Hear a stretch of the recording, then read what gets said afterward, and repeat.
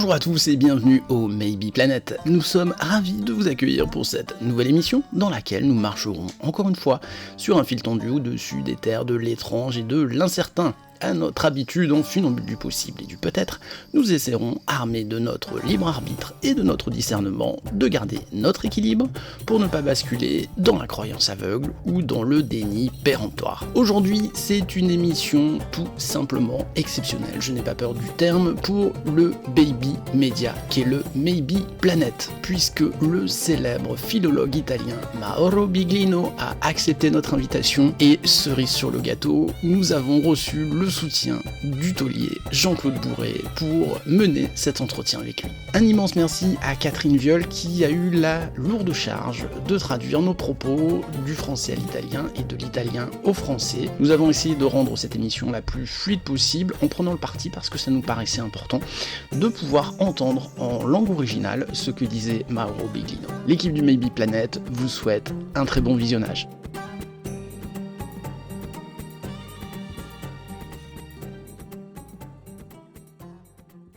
Bonjour à tous et bienvenue sur le Maybe Planet. C'est une émission très spéciale pour moi ce soir. Alors elles le sont toutes bien sûr, nous n'invitons que des personnes dont le travail nous intéresse, mais s'il est un chercheur à part dans mon parcours, c'est bien Mauro Biglino. Il est avec nous ce soir, c'est un honneur et un immense plaisir. Mauro, comment allez-vous? Ma io adesso sto bene, grazie appunto alla dottoressa sono onorato io di poter parlare e spero appunto di poter fare una bella chiacchierata con tutti voi. Moi, je suis bien en ce moment, grâce aussi à mon docteur personnel, et je suis vraiment très contente de pouvoir parler, avoir une discussion avec vous. Quand Mauro a accepté notre invitation, une idée un peu folle, comme j'en ai souvent, vous diront les gens qui me connaissent, m'a traversé l'esprit, parce que je savais qu'il connaissait très bien et qu'il respectait le travail de Mauro, l'évoquant régulièrement dans ses communications avec sa communauté.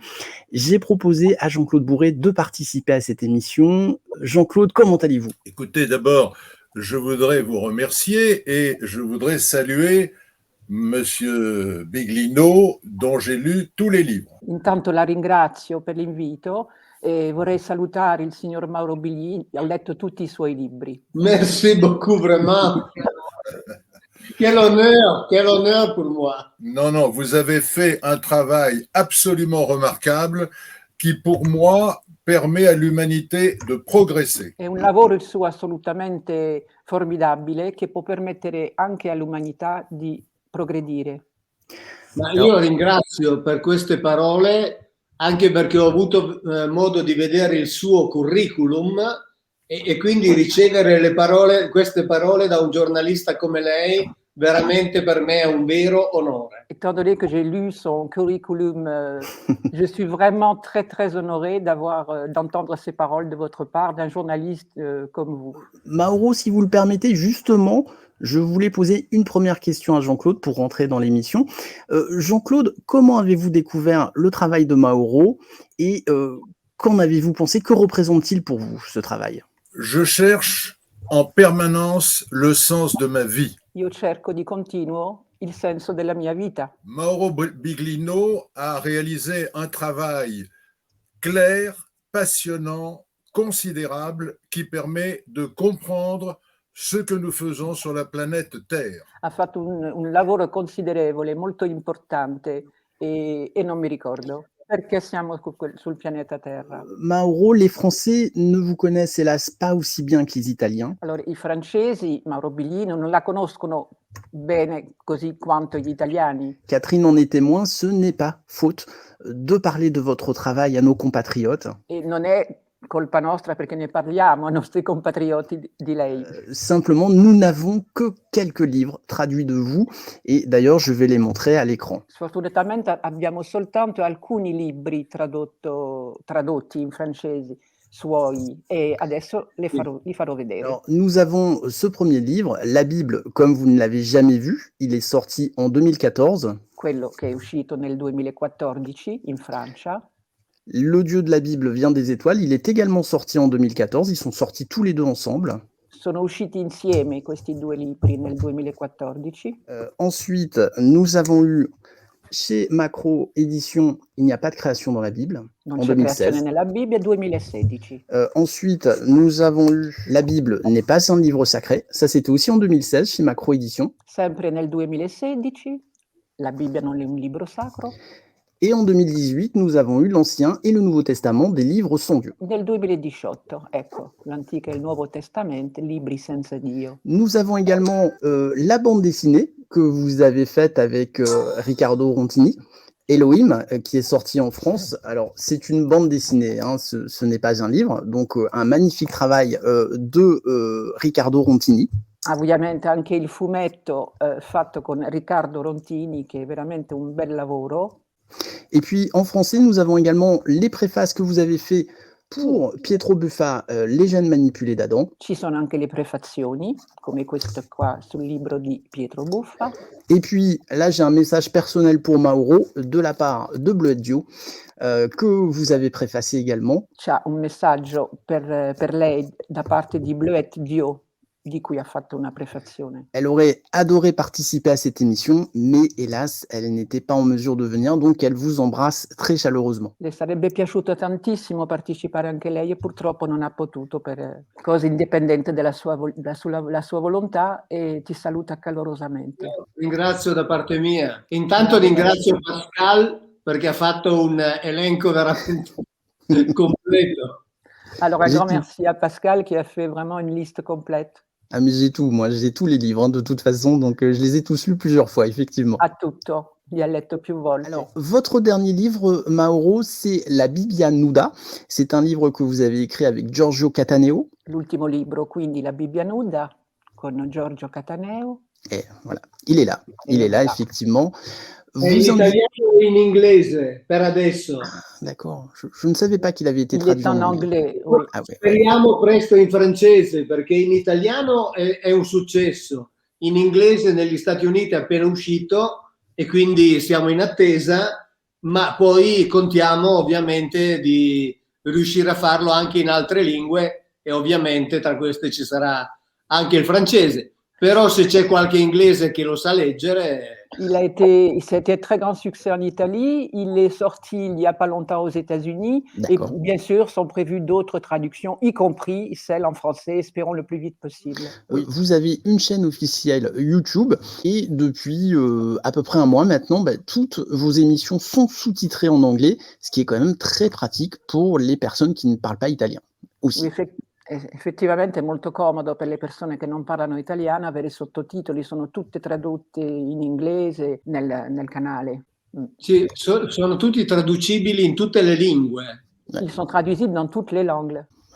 Il faut vraiment, amis téléspectateurs, que vous alliez sur cette chaîne. J'en ai regardé, enfin, je les ai regardées toutes, et c'est vraiment une qualité exceptionnelle, je trouve. Dice che la qualità è eccezionale, sì. Alors, devo dire che il merito della qualità non è mio, perché io ci metto i contenuti. Lui, Prego. il met ce qu'il y a à l'intérieur, mais la qualité ne dépend pas de lui. Ah ouais, la qualità dipende dalla dottoressa Elisabetta che è qui vicino a me. Voilà, la qualità lei è un medico, ma tutta la parte tecnica la fa tutta lei. Le docteur Elisabeth, c'est un médecin, mais toute la partie technique, c'est elle qui s'en occupe. Ah c'est parfait, c'est magnifique, l'image est très belle, le son est parfait et bien sûr le contenu est absolument fascinant. Infatti l'immagine è molto bella e il contenuto è affascinante. Merci. Alors, justement, Mauro, sur cette chaîne, vous parlez de vos recherches et vous expliquez dans une de ces vidéos vos débuts, votre Bereshit. Alors, justement, est-ce que vous pouvez nous parler de votre parcours, puisque vous êtes philologue, ce qui consiste à apporter une traduction la plus fidèle possible d'un texte ancien? Allora, in questo canale parli anche ovviamente dei tuoi trascorsi, eccetera, anche dei tuoi inizi. E quindi sarebbe importante se parlassi di come è avvenuto. Io ho studiato l'ebraico con un insegnante della comunità ebraica di Torino. J'ai donc étudié la langue hébraïque avec un enseignant de Turin. Della comunità ebraica di Torino. Della communauté hébraïque.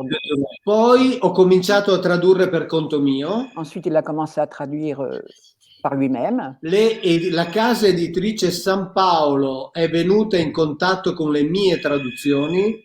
La maison d'édition San Paolo du Vatican a connu ces traductions. E mi ha dato da tradurre molti libri, sono arrivato a tradurne per loro 17. Et pratiquement, lui a demandé de traduire de nombreux livres et Mauro Biglino en a traduit 17. Letteralmente dall'ebraico biblico masoretico. Ce sont des traductions littérales directement de l'hébraïque masorétique. Sono pubblicate quelle traduzioni con il mio nome. Elles sont toutes publiées à son nom, avec son nom. E sono libri che vanno nelle facoltà di teologia. Ce sont des livres qui arrivent dans les facultés de théologie. E che sono usati dagli specialisti anche. Et qui sont donc utilisés également par les spécialistes. Poi nel 2010 ho cominciato a raccontare per conto mio. À partir de 2010, j'ai commencé à raconter les choses pour moi-même. E a raccontare che cosa mi pare di leggere veramente nell'ebraico biblico. Et j'ai commencé à raconter ce qu'il me semblait lire vraiment dans l'hébraïque biblique.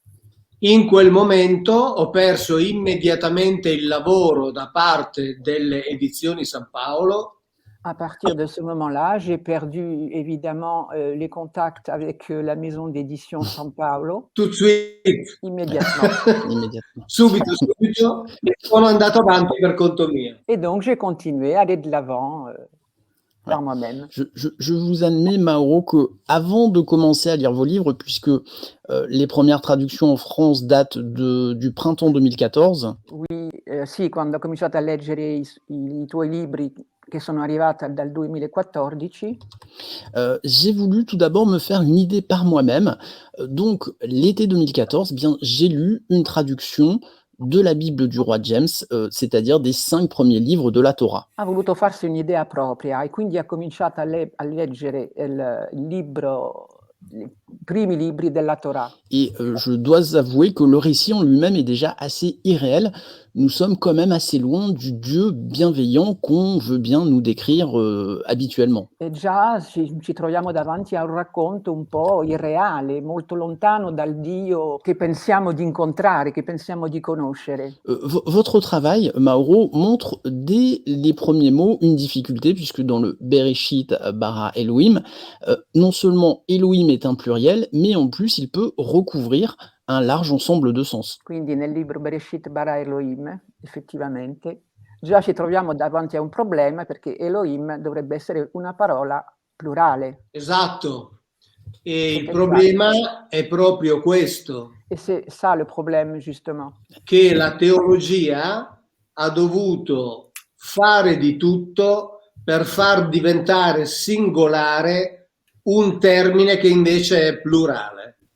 La théologie s'est trouvée devant le problème de devoir faire tout ce qu'il faut pour pouvoir transformer un pluriel en singulier. E facendo così ha reso la Bibbia di difficile comprensione. Et de cette façon, elle a rendu la Bible difficile à comprendre. Perché la Bibbia parla di molti Elohim. Car la Bible parle de nombreux Elohim.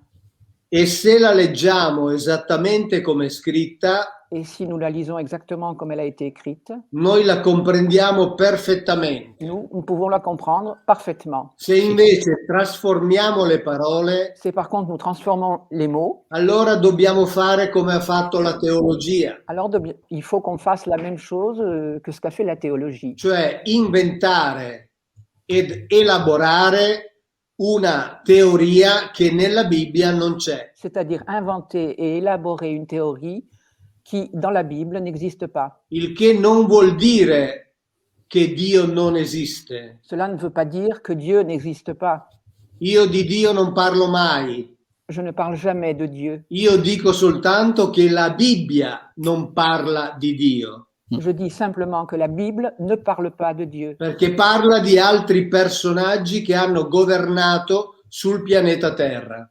Car elle parle d'autres personnages qui ont gouverné sur cette planète. Vous l'expliquez, en fait, Elohim peut prendre plusieurs sens, ça peut être des seigneurs, ça peut être des dirigeants, des gouverneurs, voilà, Elohim ne veut pas dire Dieu. Elohim praticamente quindi può voler dire anche governanti, dirigenti, altre parole che non siano Dio. Esatto, non vuol dire Dio, mai. Ça ne veut jamais dire Dieu. L'esegesi ebraica ha scritto chiaramente L'exégèse hébraïque a écrit clairement che nella lingua ebraica que dans la langue hébraïque, non esiste il termine Dio così come lo intendiamo noi. le terme, le mot Dieu n'existe pas comme nous Così l'entendons. come lo intendiamo noi, sì. Comme nous l'entendons. Jean-Claude, tu as peut-être une question à ce sujet? Oui, j'ai 100 000 questions. 100.000 domande. On va commencer par la première alors.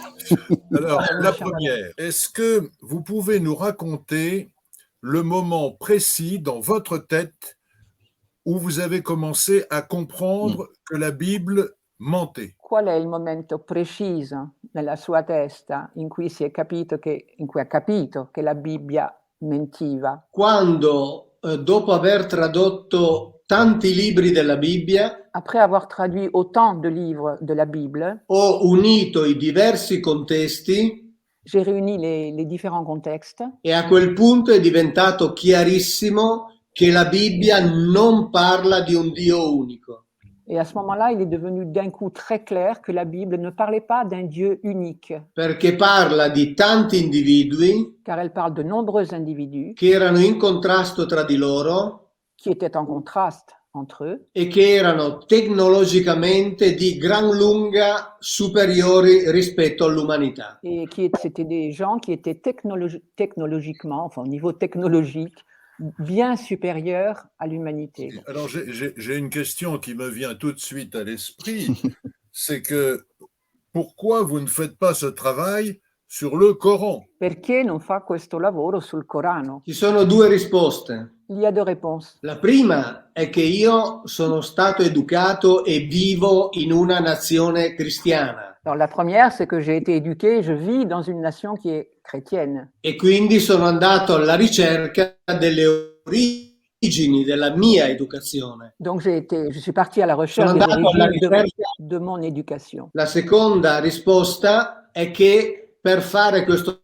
lavoro sul Corano dovrei prima studiare l'arabo perché non mi posso fidare delle traduzioni. La deuxième raison, c'est que si j'avais dû faire ce travail sur le Coran, il aurait fallu d'abord que j'étudie l'arabe, car je ne peux pas me fier des traductions.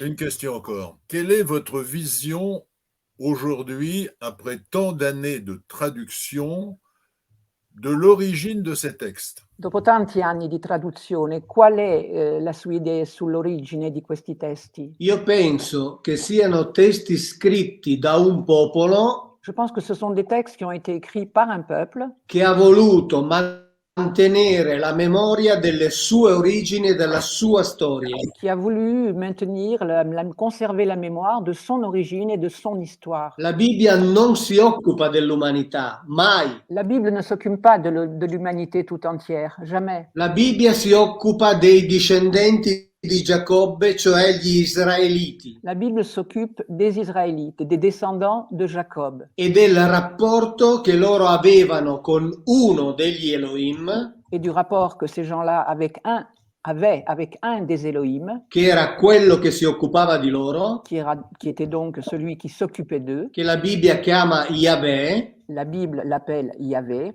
ed era uno dei tanti Elohim, perché ogni popolo aveva il suo. et c'était un des nombreux Elohim, car chaque peuple avait le sien. E la Bibbia ne nomina parecchi di fatti. Et en effet, la Bible, elle en nomme de nombreux autres. Quindi l'origine è data dalla necessità di mantenere il ricordo di come sono andate le cose. Donc la Bible naît à partir de la nécessité de conserver le souvenir de comment les choses se sont déroulées. Il y a eu une ou des civilisations extraterrestres qui sont venues sur la planète Terre, Ci sono delle civiltà extraterrestri che sono venute sul pianeta Terra, puis Io ils penso sont che repartis. Puis ils sont repartis, c'est ça? poi sono andati via, è così? Io penso che sia possibile che più civiltà siano venute sulla Terra, sia possibile. Je pense que c'est tout à fait possible que plusieurs civilisations soient venues sur la Terre. Non sono sicuro se tutti sono andati via. Je ne suis pas certain qu'ils soient tous partis. Alors, Perché sia l'Apostolo Paolo Car l'apôtre Paul e per esempio gli induisti et par exemple les hindous dicono chiaramente che se un estraneo ci chiede ospitalità, disent très clairement que si un étranger nous demande l'hospitalité, noi dobbiamo dargliela perché potrebbe essere uno di loro, talmente sono simili a noi. nous devrions lui donner cette hospitalité car cet étranger pourrait être l'un d'entre eux, car ils sont terriblement ressemblants aux terriens, enfin à nous-mêmes. Alors justement, j'en profite, ça me fait obligatoirement penser à ce fameux passage des anges qui vont à Sodome et Gomorrhe et donc qui s'arrêtent pour se reposer, pour manger un bout parce qu'ils sont fatigués. Donc les rencontres avec les anges semblent toujours assez effrayantes pour les hommes. C'est ce que vous indiquez dans vos textes. Ricordando l'episodio degli angeli stanchi, affamati, che si riposano a Sodoma e Gomorra, fanno paura alle persone. In tutta la Bibbia, l'incontro con gli angeli non era mai piacevole, era sempre pericoloso. Dans toute la Bible, chaque rencontre avec les anges n'a jamais été vraiment un plaisir. Il y a toujours eu quelque chose d'un peu dangereux. Mais ils nous ressemblent énormément. En tout cas, certains éléments semblent faire qu'on les reconnaisse, mais ils sont quand même très proches de nous. Allora, ci somigliano moltissimo. Alcuni elementi fanno pensare che sono diversi, ma ci somigliano. Sì, perché erano riconoscibili. Cioè le persone capivano che appartenevano a quell'altro gruppo. Les gens comprenaient qu'ils appartenaient à un autre groupe, mais ils nous ressemblaient. Forse dalle caratteristiche fisiche o forse da come si vestivano. Peut-être certaines caractéristiques physiques ou bien comment ils s'habillaient, mais una cosa è certa, erano talmente simili che si univano sessualmente con le femmine terrestri. Une chose certaine, donc, c'est qu'ils étaient tellement ressemblants aux terriens qu'ils s'unissaient sexuellement aux terriennes. Justement, j'aimerais revenir sur ce terme, Mauro, ce fameux tselem. Tselem qui est un terme très, très, très important et qui expliquerait une opération d'ingénierie génétique entre une espèce et une autre espèce plus terrienne, celle-là. Il termine tselem è molto importante perché suggerirebbe quindi un'ingegneria per mischiare una razza, una specie con un'altra, è un termine molto importante. Lo tselem è un termine fondamentale. Le tselem, c'est un terme qui est fondamental. Perché viene sempre tradotto con immagine. Car il est toujours traduit par le mot image. Cioè con un termine astratto. C'est-à-dire par un terme qui est abstrait. Invece indica un qualcosa di estremamente concreto che contiene l'immagine. Mais par contre, il définit quelque chose de très concret qui contient l'image. E che può essere tagliato fuori. Qui peut être pris à l'intérieur et porté à l'extérieur. Ok, e quindi questo per noi è chiaramente il DNA che contiene la nostra immagine e può essere utilizzato esternamente. Donc pour nous, il est assez clair qu'il s'agit de l'ADN qui contient notre image et qui peut être utilisé, porté à l'extérieur. Ed è quello che hanno fatto gli Elohim. Et c'est ce qu'ont fait les Elohim. Perché la Bibbia descrive chiaramente con Adamo una operazione chirurgica. La Bible décrit clairement au sujet d'Adam une opération de chirurgie. Cioè questo per dire che loro applicavano regolarmente l'ingegneria genetica. Ceci veut dire que eux, ils appliquaient de façon régulière l'ingénierie génétique. C'est là où le travail du docteur Pietro Buffa prend son intérêt justement et se marie bien avec le travail de Mauro Biglino. Ed è qui che arriva e che si sposa benissimo il lavoro di Pietro Buffa con il suo. Sì, perché lui è un biologo, genetista e quindi chiaramente spiega dal punto di vista scientifico che cosa può essere avvenuto. Lui effectivement, c'est un généticien, un biologiste, et il explique de façon technique, de façon scientifique, ce qui peut se passer. Que pensez-vous des déclarations du chercheur et général israélien Chaim Eshed qui dit que les extraterrestres sont parmi nous? Cosa pensi delle dichiarazioni di Chaim Eshed che dice che gli extraterrestri sono tra di noi? Io credo che sia possibile, perché ripeto, come ho già detto prima, alti esponenti di varie religioni hanno detto o dicono ancora questo. Oui, il y a des dirigeants, des hauts dirigeants de plusieurs religions qui l'affirment. Alors j'en profite puisqu'on est justement dans les observations, dans les vaisseaux. Il y a ce passage dans la Bible où Moïse monte sur la montagne pour dire Yahvé, il me faut des preuves de ta puissance auprès des gens pour qu'ils me suivent. Et Yahvé lui dit, je vais leur montrer ma gloire. Il lui dit, cache-toi derrière les rochers parce que sinon, si je montre ma gloire, tu vas mourir. Il y a ce terme qui est quand même assez étonnant de la gloire de Dieu qui semble être plus matériel que immatériel. Infatti, a proposito quindi del passo in cui Mosè sulla montagna chiede a Dio di dargli una prova della sua potenza e che Dio annuncia ti farò vedere la mia gloria, però devi nasconderti dietro alle rocce, sembra una cosa più concreta della gloria. Infatti il termine ebraico è kavod. Oui, le terme hébraïque est kavod. E indica un qualcosa di pesante e potente. Qui indique quelque chose de lourd et de puissant. Ed è un qualcosa che indubitabilmente uccide chi gli è troppo vicino o chi gli sta davanti.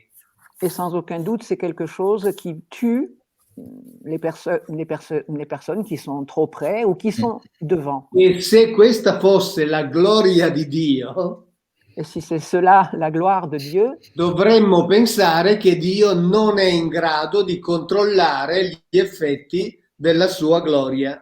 Alors nous devons penser aussi que Dieu n'est pas en mesure de contrôler les effets de sa gloire. Difatti nella Bibbia c'è scritto che Dio dice a Mosè, en fait dans la Bible justement il est écrit que Dieu dit à Moïse, nasconditi dietro queste rocce così non morirai. Cache-toi derrière ce rocher, de cette façon tu ne mourras pas.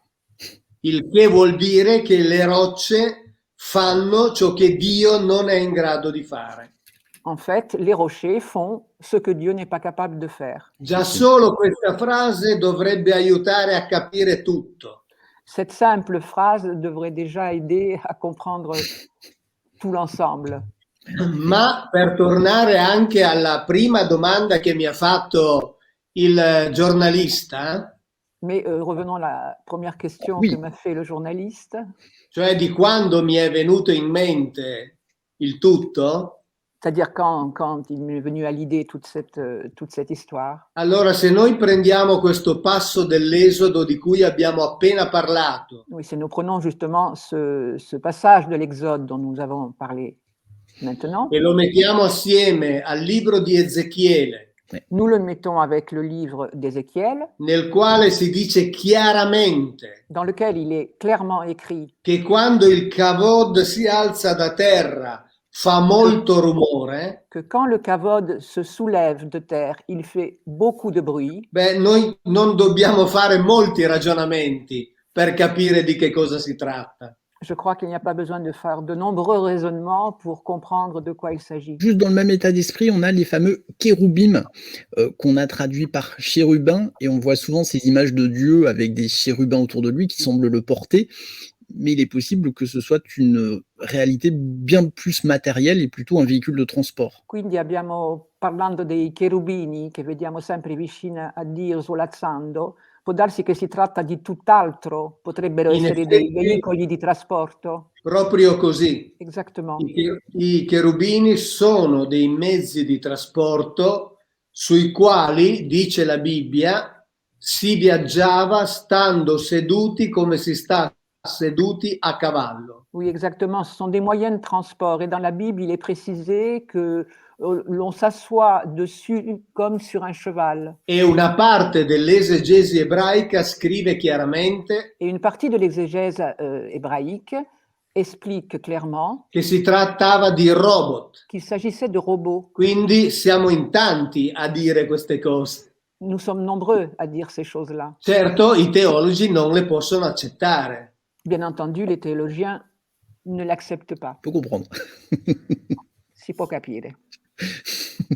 Et on a un chérubin qui protège l'entrée du jardin d'Éden avec son épée de feu. E abbiamo anche un cherubino che protegge l'ingresso del Gan Eden con la sua spada di fuoco. Sì, in realtà si parla di una lama che ruota molto rapidamente. Oui, en réalité, il s'agit exactement d'une lame qui tourne très rapidement. Il che fa pensare appunto ad un mezzo che viaggia e anche ad un mezzo con il quale si può aggredire. Oui, donc non seulement c'est un moyen de transport, mais c'est peut-être aussi quelque chose qui peut agresser. Oui, je voulais demander à monsieur Mauro Biglino s'il avait pu à peu près dater la date de l'arrivée des extraterrestres sur Terre. È stato possibile per lei mettere una data sull'arrivo di questi extraterrestri sulla Terra? Allora, dal momento che io mi occupo della Bibbia À partir du moment où moi je m'occupe de la Bible, e che la Bibbia si occupa in particolare degli Adamiti, et la Bible s'occupe en particulier des Adamites, qui siamo di fronte ad eventi che si sono verificati in tempi molto vicini a noi. donc tout cela s'est passé à une époque qui est très proche de la nôtre. Parlando degli Adamiti, Si nous parlons des Adamites, se invece parliamo della fabbricazione dell'Homo sapiens, si par contre nous devons parler de la fabrication de l'Homo sapiens, noi dobbiamo andare ad almeno 300.000 anni fa, il faut retourner en arrière au moins de 300 000 ans. pensando ai loro primi interventi. Si nous faisons référence à leurs premières interventions. Però appunto io rimango, diciamo, nella mia specializzazione, cioè Oui, la moi, Bibbia. je reste dans ma spécialité, c'est-à-dire la Bible, la création d'Adam. Il est entendu aujourd'hui que la Bible s'est quand même aussi inspirée des textes sumériens lors du voyage de la diaspora ebraique à Babylone. Sicuramente la Bibbia si è ispirata anche ai testi sumeri durante la diaspora. Certo. Tutti i racconti della parte iniziale contenuta in Genesi Oui, tout ce qui est raconté dans la première partie de la Genèse sono la trasposizione di racconti sumero-accadici. oui, c'est la transposition de ce que racontaient les Sumères accadiques. E questo, secondo me, li rende ancora più veri. Et cela, donc, les rend encore plus vrais. Perché sono racconti che non avevano un intento e una finalità teologica. Car ce sont des narrations qui n'avaient aucune intention théologique. Ma volevano appunto raccontare la storia dell'incontro tra quei popoli e quegli individui che probabilmente venivano da un altro mondo. Oui, ces narrations avaient simplement l'intention de raconter la rencontre de ces peuples avec des gens qui venaient d'ailleurs. Je voulais demander à M. Biglino si, en transcendant ses propres travaux, il avait une idée de la façon dont les extraterrestres ont été créés. Allora, trascendendo i tuoi lavori, hai qualche idea di come gli extraterrestri sono stati creati? No, perché qui bisogna risalire indietro alle fasi iniziali. Il faudrait remonter aux phases initiales. E di questo purtroppo non abbiamo alcuna testimonianza da nessuna parte. Nous n'avons aucun témoignage de ceci, aucune documentation. Anche se noi leggiamo i testi dell'Estremo Oriente, Si nous lisons par exemple les textes de l'Extrême-Orient, noi abbiamo il racconto di quando questi sono arrivati qui. il y a effectivement la narration du moment où ils sont arrivés. E i testi dell'Estremo Oriente ci dicono che molte razze sono arrivate qui. Et dans ces textes, il est écrit que de nombreuses races sont arrivées ici. Ma nessuno ci dice come loro stessi sono stati creati. Mais personne ne dit comment eux-mêmes ont été créés. Quindi diciamo che qui il campo è aperto. Oui, c'est tout ouvert. Noi possiamo pensare che là dove questi sono vissuti sono stati a loro volta il prodotto di intervento genetico. On pourrait très bien penser que eux-mêmes ont été le produit, le résultat d'une intervention génétique. Oppure sono il prodotto di una evoluzione che si è svolta là sui loro pianeti. Ou bien ils sont le produit d'une évolution qui s'est déroulée sur leur planète. Oppure che sono per le persone di fede che sono state create da Dio. Tanto non sappiamo nulla. Ou bien, pour les gens qui sont croyants, on peut penser qu'ils ont été créés par Dieu. Est-ce que vous avez une opinion sur le miracle de Fatima? La sua opinione sul miracolo di Fatima? Sì, ce l'ho. Oui, il l'a. Il miracolo di Fatima è stato preso dalla Chiesa C'est un miracle qui a été donc repris par l'Église e che l'ha trasformato et qui l'a transformé in un fenomeno trascendentale, en un phénomène transcendantal, cosa che non era. ce qu'il n'est absolument pas. Se noi vediamo le prime immagini di quella figura femminile fatta dalle descrizioni dei bambini, Si nous considérons l'image qui a été reconstruite à partir des narrations des enfants de cette figure, de cette silhouette de femme, noi vediamo un'immagine completamente diversa da quella che poi ci ha rappresentato la Chiesa. il s'agit d'une image complètement différente de celle qui a ensuite été adoptée par l'Église.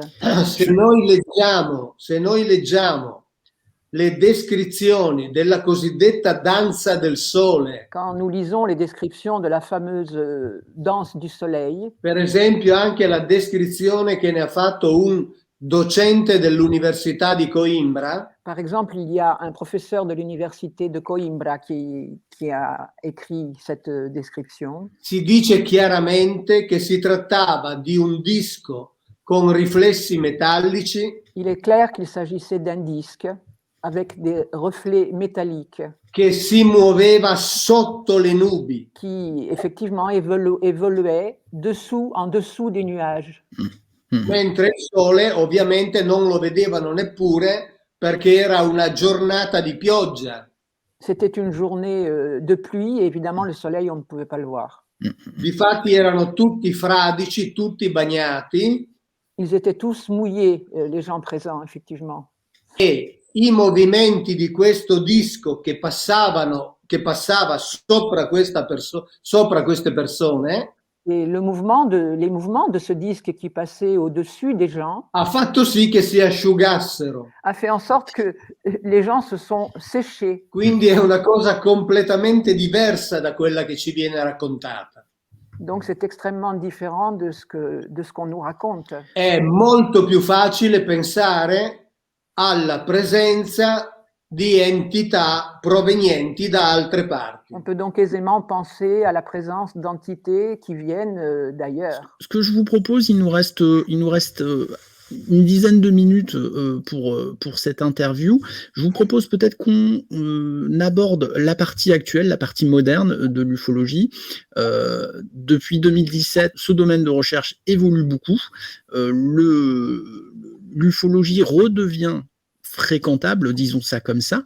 Je voulais avoir l'avis de Mauro justement sur cette évolution quand même assez sensible qui est en train de se produire actuellement. Allora, Pascal vorrebbe un parere sull'attualità, nel senso che l'ufologia è ritornata un po' in auge, insomma, è diventata un po' più frequentabile dopo essere stata sempre contrastata, e quindi cosa ne pensa di adesso? Allora, io sono molto felice di quanto ha fatto il Pentagono a fine giugno, Je suis très content de ce qu'a fait le Pentagone à la fin du mois de juin, quando ha detto che questi UAP, come li hanno chiamati loro, esistono. quand il a déclaré que les UAP, comme nous les appelons maintenant, existent. Sappiamo bene che non ci hanno detto tutto, Nous savons bien sûr qu'ils ne nous ont pas tout dit. però ci hanno detto che esistono, Ils ont dit qu'ils existent, che non sanno cosa sono, qu'ils ne savent pas de quoi il s'agit, che non sanno di chi sono, qu'ils ne savent pas à qui ils appartiennent e violano le leggi della fisica e dell'aeronautica che noi conosciamo. et ils violent les lois de la physique que nous connaissons. J'allais la montrer justement. Quindi la cosa importante Donc ce qui est important, è che se prima si faceva la domanda ma tu credi agli UFO, c'est que quand avant on demandait mais toi tu crois aux ovnis, si veniva presi in giro. on nous prenait pour des dingues. Adesso è cambiato tutto, Tout a changé. si è passato un confine finalmente Finalement, on a passé la frontière. ed ora è nostro dovere chiederci che cosa sono e da dove vengono. Et à partir de maintenant, c'est un devoir de se demander de quoi s'agit-il et d'où viennent-ils. Io ho avuto l'onore un mese fa circa di fare una lunga intervista con un professore di Harvard. J'ai eu l'honneur d'avoir fait une très longue interview il y a un mois avec un professeur de Harvard. Professor Loeb, Avi Loeb, il quale è un decano di Harvard. C'est un professeur de Harvard. Il quale dice che sta mettendo in piedi una organizzazione. Il est en train de monter une organisation. Perché lui non ha alcun dubbio sul fatto che esistono. N'ayant aucun doute sur le fait qu'ils existent. Però siccome è uno scienziato, mais c'est un scientifique, vuole avere la prova concreta e ha detto durante questa intervista: voglio arrivare a contare i bulloni. Il a l'intention d'avoir une preuve concrète, et pendant cette interview, il a même dit: je veux arriver à voir les boulons. È uno dei 25 astrofisici più importanti del mondo. C'est un des 25 astrophysiciens plus importants au monde. Il suo progetto si chiama Galileo. Son projet s'appelle Galilée. Et que nous avons justement fourni la version sous-titrée en français de l'interview que David de la chaîne Starviews a fait avec Mauro et Avi. Et je trouvais le symbole magnifique puisque là, je trouve qu'on a les deux faces d'une même pièce avec le point de vue du passé et le point de vue du futur. C'était une interview magnifique. Oui, je l'ai vu d'ailleurs. Questa intervista è stata sottotitolata ovviamente, questo punto di vista dal passato e dal futuro, insomma è una cosa molto importante. Merci beaucoup, vraiment. Très belle interview, très belle interview à regarder sur la chaîne de David et de Starviews, effectivement, qui fait un très bon travail, je trouve. Adesso, negli ultimi 2 video che ho fatto nel mio canale, dans son canal YouTube, les 2 dernières vidéos qu'il a faites, Mauro, ho fatto il parallelismo tra quanto ha scritto la rivista del MIT. Il a fait un parallèle entre ce qu'a écrit la revue MIT sulla possibilità di ringiovanire le cellule umane, sur la possibilité de rajeunir les cellules humaines. Quanto ci hanno raccontato la Bibbia, avec ce que nous racontait la Bible, e soprattutto ciò che ci hanno raccontato i testi induisti, et surtout ce que nous ont raconté aussi les textes hindous, esattamente proprio sul ringiovanimento delle cellule umane effettuato dalle cosiddette divinità. Précisément de toutes ces expériences sur le rajeunissement des cellules humaines effectuées par les fameuses divinités. Sembra proprio che la storia si stia ripetendo. Oui, on dirait que l'histoire se répète. Ouais, les textes hindous, on en parlait, des Vimanas aussi, qui sont vraiment des textes, le Mahabharata, enfin, ce genre de textes qui sont vraiment passionnants. Mahabharata, Vimana. Le Pardon, Rig Veda.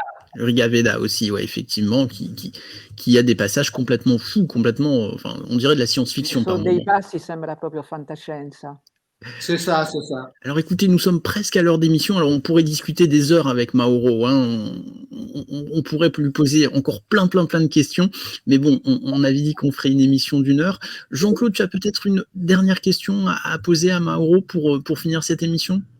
Oui, je considère que Mauro Biglino, par son travail, est celui qui va permettre à tous ceux qui font travailler leur intelligence de transcender le sectarisme de leur religion pour comprendre qu'ils vivent sur une planète semblable à des milliards de planètes habitées. Non serve che traduca. Je ne sais que dire. Merci beaucoup. Ouais, je suis tout à fait d'accord. Praticamente ha detto che il suo lavoro, tutto il lavoro che sta svolgendo, potrà forse permettere probabilmente alle persone che hanno un po' di cervello di trascendere le credenze e finalmente cercare di capire e di comprendere che siamo su un pianeta tra migliaia di altri, anzi, forse di più. L'importante è veramente dare fiducia a ciò che gli antichi hanno scritto. L'important, c'est d'avoir confiance en ce que les civilisations anciennes ont écrit. Provare a fingere che sia vero. Essayer de faire semblant que cela soit vrai. Ricercare in quella direzione. Chercher dans cette direction. E io sono assolutamente certo che la storia verrà riscritta. Et moi, je suis absolument certain que l'histoire sera réécrite.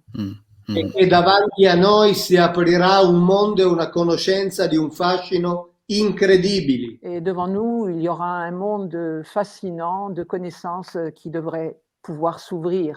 E quando noi sapremo chi siamo e da dove proveniamo, et quand nous saurons qui nous sommes et d'où nous venons, non saremo necessariamente bloccati in questa ricerca, diciamo così, materiale e concreta.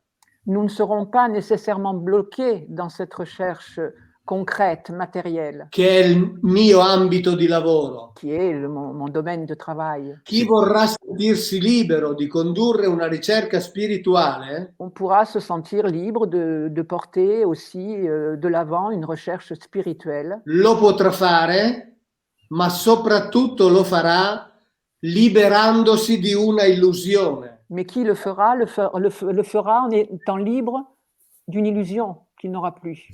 Cioè pensare che nella Bibbia si parli di un Dio spirituale, trascendente, onnipotente. C'est-à-dire croire que dans la Bible, on parle d'un Dieu transcendant, omnipotent. Se si rimane legati lì, si nous restons coincés dans cette croyance, ci si toglie da soli la possibilità di fare un cammino verso una verità che io non so quale sia. Oui, on s'enlève la possibilité absolument de parcourir un chemin vers une vérité que encore nous ne connaissons pas. Juste une dernière question. Est-il exact que le pape veut vous nommer archevêque de la nouvelle religion? Allora, è vero che il Papa vuole nominarla arcivescovo di quella nuova religione? Ringrazio Monsieur Bouquet, è una notizia che mi dà adesso.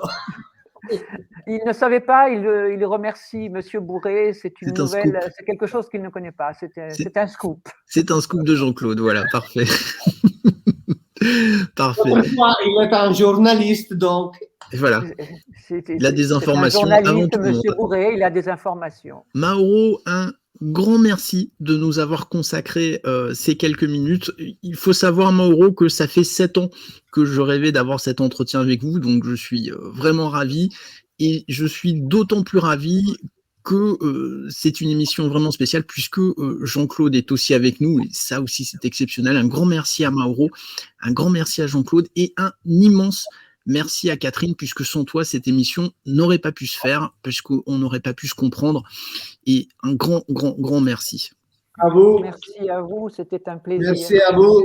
Et bien sûr, Mauro, dès que votre livre sort en français, eh bien, Jean-Claude, je vous propose qu'on organise quelque chose à Paris pour qu'on puisse tous manger un bout ensemble. Ce sera avec un immense plaisir. Posso dire una cosa circa questo libro? Je peux dire quelque chose au sujet de ce livre? Avec plaisir, avec plaisir. Questa è una edizione particolare C'est une édition très particulière che non ho fatto con i miei soliti editori, cioè Mondadori e Uno Editori, qu'il n'a pas fait avec ses éditeurs d'habitude, c'est-à-dire Mondadori e Uno Editori. perché è legata ad una operazione umanitaria che stiamo facendo in Brasile, Car elle est liée à une opération humanitaire qui est en cours au Brésil. che facciamo direttamente. Noi stiamo aiutando una scuola che vorrebbero far scomparire per costruirci un centro turistico. Pour aider une école qui devrait disparaître pour y construire un centre touristique. Quindi io mando, cioè tutta la nostra parte va tutta in questo progetto ed è per questo che noi ci teniamo molto. Et donc, ils y tiennent beaucoup parce que toute la partie qui revient à eux va,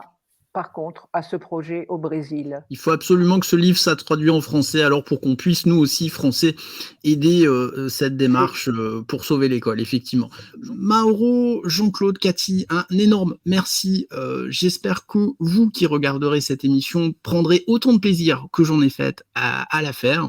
Comme je dis toujours, il n'y a pas de chemin vers le bonheur. Le chemin, c'est le bonheur. Eh bien, aujourd'hui, je suis largement récompensé. Je vous souhaite à tous une très bonne fin de journée et je vous dis à très bientôt. Ciao, ciao. Ciao, bonsoir à tous. Bonsoir. Merci.